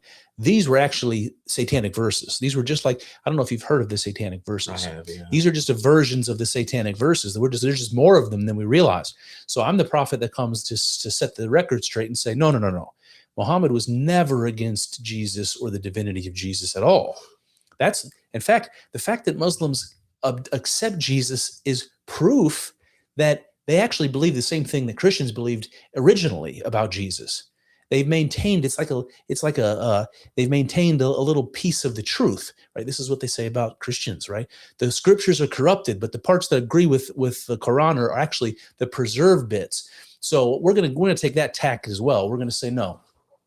The pieces that disagree with my revelation in the Quran, those are the wrong ones. I want to do this, Kyle. Somebody should do this. You should do it. Because make that your Muslim episode. It's funny, man. There are religions, I think, that have done this. The Baha'i religion, however you say it, Baha'i, I don't know. They accept Jesus and Muhammad and Buddha and all these other prophets as prophets, and they just believe it's all one tradition. So they've done that, and they were Muslims. Like I think the Bab and the Baha'u'llah, the people that founded the religion, were Muslims originally. So it's been done. And Baha'i is one of the major world religions. It's considered to be one of the 7 major world religions. So it's been successful. But yeah, I just think it would be nice to see how Muslims react if somebody did what they've done to Christians, to steal the reputation of their prophet in order to validate their own religious claims, and then to point their fingers at the people they took it from and make them the villains and the unbelievers. I would like to see somebody do that, claim Muhammad and turn around and say all of the fundamental things that differentiate Islam from Christianity are actually fake satanic verses, and our religion is fixing it, and just see how they react. I would like to put the shoe on the other foot and just witness that for a while. Yeah, I'm anticipating probably some suicide bombings, I would even be curious to hear what a Muslim would say about the statement that I just made, the way that I framed it.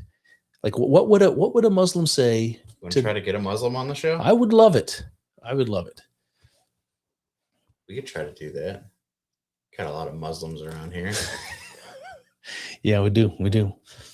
Just how do you catch a Muslim? What do you use as bait to catch a Muslim? I can't even answer that question without going straight to hell.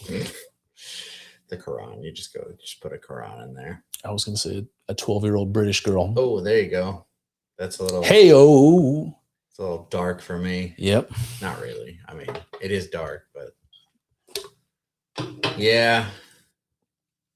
So if we wanted to switch the topic to some lighter story, my wife bought one of those fancy Amazon Echoes, they're called.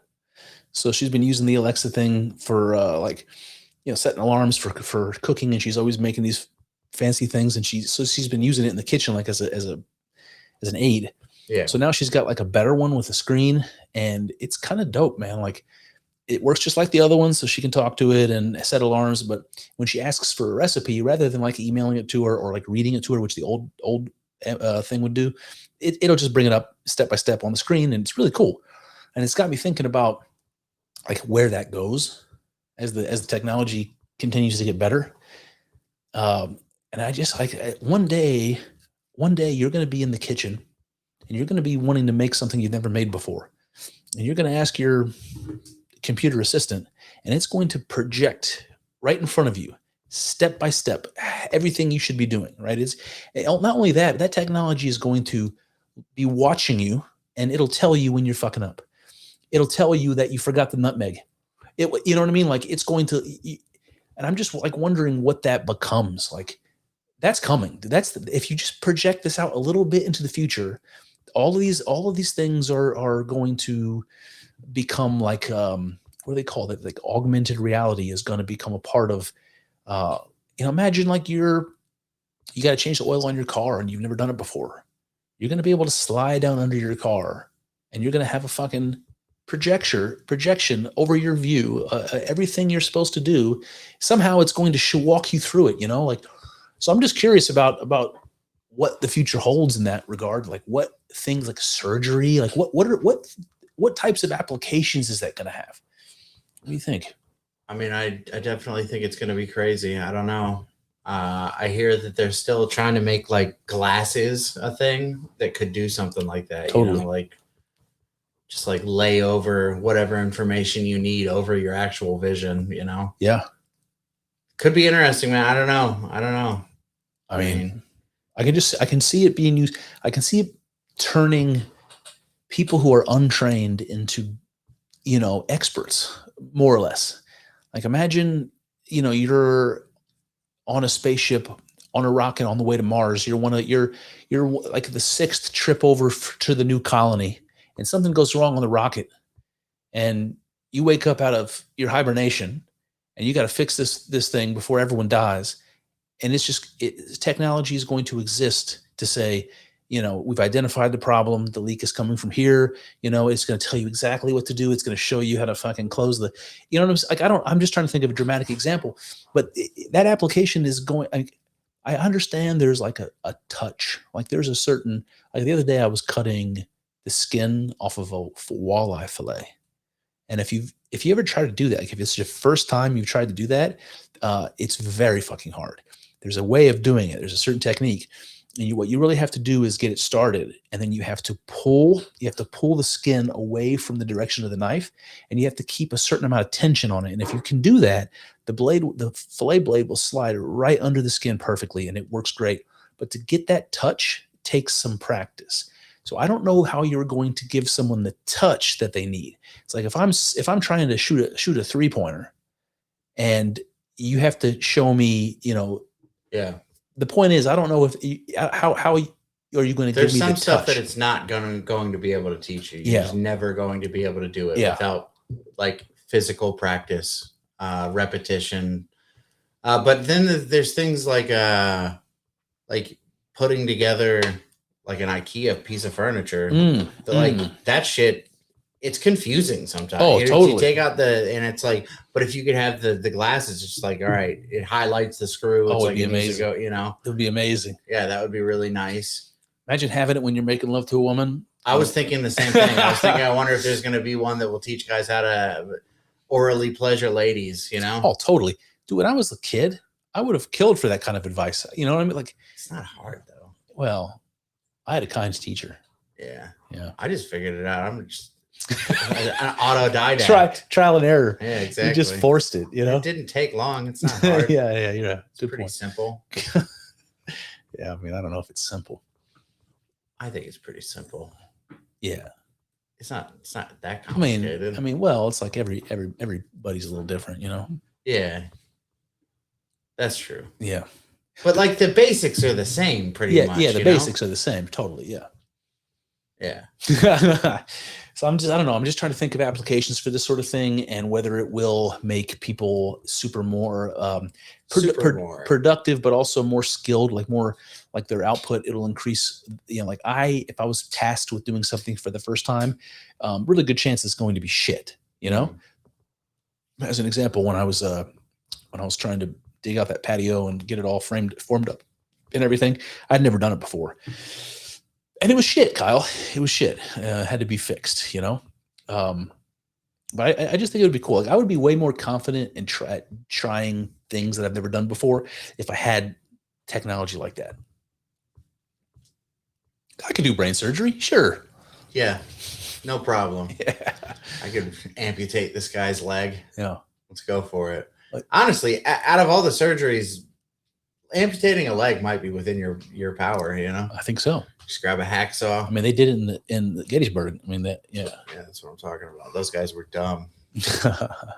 So I had to fix my shower the other day, and I called the plumbers to do this last time. So I learned when you have a shower that doesn't have a separate hot and cold, if it has one, okay, there's a piece that goes into the shower to regulate a cartridge, right? Yeah. I didn't know any of this. I don't know. I still don't understand it, but I know that if this cartridge goes bad, then it's difficult to regulate the temperature, and that's how you know. So anyway, I paid them to do this last time, and it was like $250 or something, and the piece is like $40-50, this cartridge. So this time around, I was like, I'm just going to do it myself. Yep. Whenever you start a project like this, you had 2 cartridges go bad here. Yeah, one in each shower. Oh, okay. Yeah, I was going to say that's crazy. They should last longer than the that. The one upstairs was replaced 2 years ago, I think, and it had to be replaced again. That's interesting. Yeah, and everything was corroded in there. Like when I pulled it all out, it was like, I don't know, I got hard water or something. It's like a lot of mineral buildup or something. But anyway, it would have been a lot easier to have that technology to show me exactly. Like whenever you try something like that, it never goes exactly like you think it's going to go. You're going to learn a bunch, but it's going to be very frustrating. And that's what it was for me, man. Yep. There's like a little pen that you got to stick back in there. And I could not, for the life of me, get it back in. I could not figure out what the fuck was going on. Like 20 minutes later, I realized I just had to be comfortable pressing it a little harder because it wasn't in all the way. And I didn't want to break it. So I was like, that's what I'm saying. It's the touch. It's knowing. It is knowing. There is definitely an element of, like I said earlier, just that kind of finesse that is never going to, no glasses is really ever going to be able to touch you. That now, something like Neuralink, where they're like in your fucking brain, dude, maybe you can influence the touch. Neuralink's a fun topic because, like it's been true that the driving force of like all of the funding necessary to develop every new major technology comes from the sex industry, comes from porn, something like that. So the internet, largely porn was the driving factor in the technological development. Now we're seeing that stuff in AI and augmented reality as well. Now Neuralink is an interesting idea. You remember the movie? Was it What a Girl Wants or some shit like that? It was Mel Gibson. Yeah. You know what I'm talking about? Yeah. What a Woman Wants. What a Woman Wants, something like that. So for those who don't remember, Mel Gibson, something happened to him. I don't remember, some magic, and he was struck by lightning or something. Like that. Yeah. Oh yeah. Oh yeah. Electrocuted in the bathtub or something. Yeah. Like that. So yeah, he ends up being able to like hear the inner thoughts of people. Women specifically. Women, yeah. And when he's banging Marisa Tomei, which, what a gal, what a gal. She's a classy lady. She's just a good looking, and she held up, by the way, Marisa Tomei pretty well. She's doing all right. So when he's banging her in that movie, he's in her head, and so he knows exactly what she's feeling and what to do and what not to do, and he ends up giving her like the greatest sex of her life. That's the future of Neuralink, man. That's where it's going to begin. Because if I could connect to my wife's mind and just rock her world, dude, I would be into that. Yeah. I would be, dude, if I could do that, I'd be so cocky. I'd just be chest puffed out all the time. But that brings up an interesting thing. It's like, do you deserve to be cocky for that? What do you mean, man? If you didn't figure it out, if you didn't do any of the work, if you didn't make it happen, it's Google that's making it happen. True, True, yeah. And then I'm just as replaceable as the next guy that can plug. You're a vibrator. I'm a vibrator. Yeah, that's a good point. I don't know, man. I just think it'd be fun. to just know, to be in the head and to know exactly, what has to happen. I mean, sexually, men are all replaceable by vibrators right now, anyways. That's true. Yeah. It's like there's obviously a lot of stuff that men can do that vibrators can't do, but as far as like the sex thing, ladies like vibrators. They do. Yeah. So we talked about Neuralink, and the sex robot topic is really right on the tip of my tongue here. And I'd be very curious what the future holds as far as that goes, because there's a lot of people who are worried about what sex robots mean, and I totally understand for men, but I wonder what degree of women will utilize sex robots. How many women utilize vibrators? I don't know, man. Good question. A lot. I know it's a lot. I So yeah, I'm sure that there's definitely going to be some. Would you have sex with a sex robot? Do you think if you were on like vacation somewhere, Like- not like a work trip, like publicly on the podcast answering that question? Absolutely not. I would never. Never. Are you kidding? yeah. I would be curious, of course. I am curious about the VR stuff. I mean, I haven't had any exposure to it. I've just heard. Either. I've never had a VR helmet on. Yeah. Like what's the Facebook's one? Oculus. Yeah. I've never had one on my head. Yeah, I wonder what that's like. Yeah. But it's pretty cool. Boy. There is something like that gives me the heebie-jeebies about it. Like just like letting myself imagine how awesome that would be gives me the heebie-jeebies a little bit. Like it worries me. How awesome what would be specifically? Like super high-tech VR porn. Yeah, okay. That's what I thought you were talking about. I just wanted to make sure. I didn't know if you were talking about like VR gaming or something. Yeah. Like if you give a man infinite variety and infinite customizability. Which is basically what we have already. Yeah. I mean, it's pretty close. Well, I have some frustrations with it. I'll tell you, either my particular set of kinks is not normal, or it's not easy to find things that I particularly like. So I'll say that. Maybe I'm hard to please or something, but it doesn't, like I said, maybe it's not so common. There's not a lot of people doing it. Yeah, it's because you're doing things like searching for girl with a specific attitude while she's in the scene. It's like that doesn't come up that well. It should. Yeah. It should. That's funny, man. Well, sometimes it's not all, come on, man. You know what I mean? Like you could have a girl physically, everything about it is fantastic, and the attitude is not right. And you're like, it's a failure.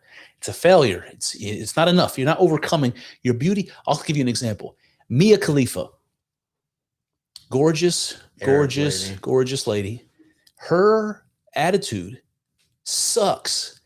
Mia Khalifa. I've seen a whole lot of her content. Watch her content. She's gorgeous. Her body is ridiculous. She is not pretty enough to make up for her fucking boring personality. Like it's I don't know, man. I don't know what more to say about it. I'm just gonna say she's a good example of somebody who's absolutely stunning, and I could care less. I could care less. And she's extremely popular, or at least has been. So, like, I'm sure, lots of people hear me say this would be like, "Oh, come on, you're crazy. You're ridiculous." But that's my point. I can't find things that I want, easily. Yeah. So imagine a future system where it's infinitely customizable. It learns from you. It learns what you like, right? With all that stuff.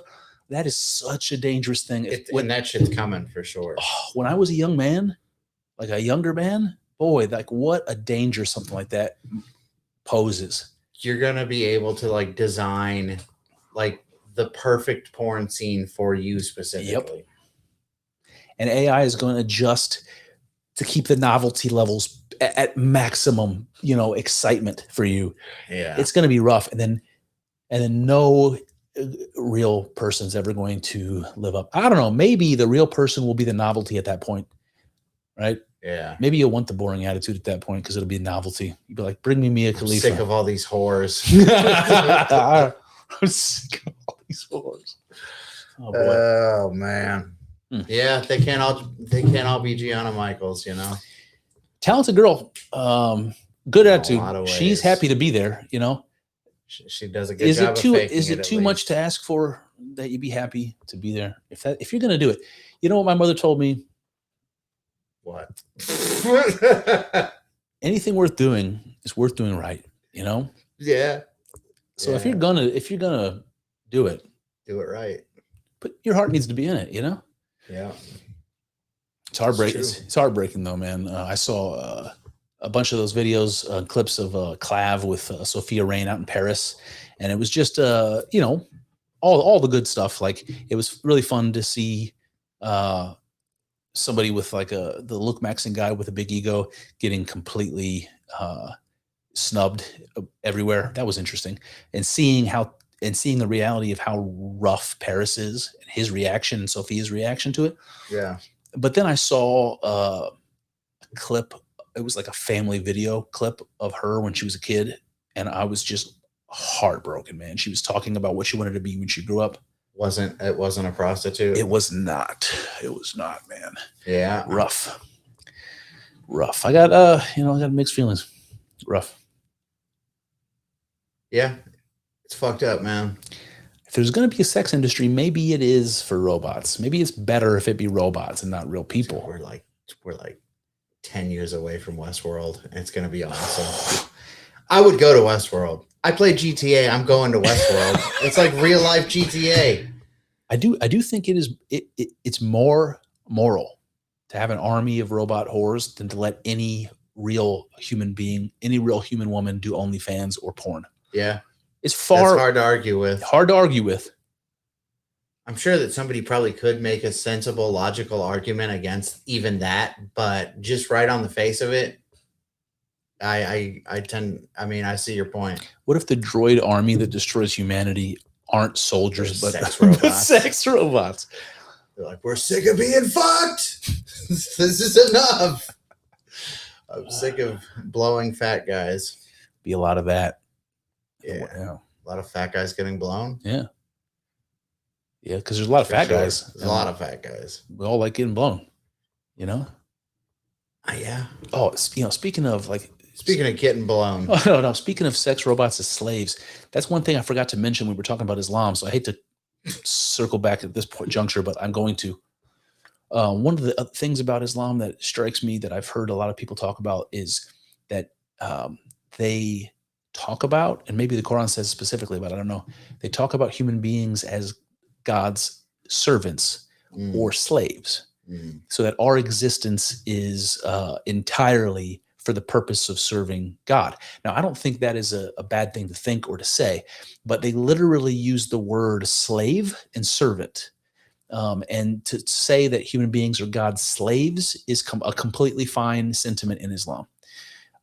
And they take umbrage at the idea of God being our father, even of human beings being children of God. They take offense at this. So for them, human beings are God's slaves. For Christians and Jews, we're God's children. I don't know. I just find that to be very interesting. It is weird. It's like a serious philosophical difference in how you imagine God and your relationship to God and what your duties are to God and all of that. If you're God's child, or it's a completely different, like I don't know what the word I'm looking for is. I don't know. It's like a completely different relationship. Totally. And that was something also that I noticed Muslims responding to, like in those debates. It's not just like salvation being guaranteed, but also being able to assume a different relationship to the Creator, right? It's like nobody loves their slaves, but they sure as shit love their children, you know? Yeah. And no master need have a relationship with a slave, but must have a relationship with their children. And so just seeing like the reaction to Muslims to these ideas, that this is part of what makes me feel very differently about the future of Islam in the West. I'm like, oh, it's doomed. It is doomed in the West. So I don't know. Yeah. Maybe I'm too optimistic, but no, I don't think you are. I don't think it's got much of a chance, to be honest with you. I think we're going to take over. I mean, we're not taking over. We're already in control, but you know what I'm saying. Yep. I think that's it, man. I think we got through every single thing. You need anything else? No, we're good, man. Well, with that, I say peace. Well, there you have it. That's one avenue explored. but infinitely more still to go. I hope you enjoyed thinking along with us. I know. It's not easy work. Thinking. It's hard and full of uncertainties, but I'm grateful for the company as we trek through this together. Here's to hoping that the juice is worth the squeeze. See what I did there? Let's find out together in the next episode.